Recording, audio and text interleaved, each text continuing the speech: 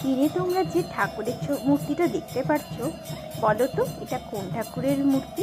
হ্যাঁ, অনেকেই জানো, মা অন্নপূর্ণার। আজকে আমি আমার ছোটোবেলার স্কুল ফ্রেন্ডের বাড়ির অন্নপূর্ণা পুজোতে নিমন্ত্রিত ছিলাম।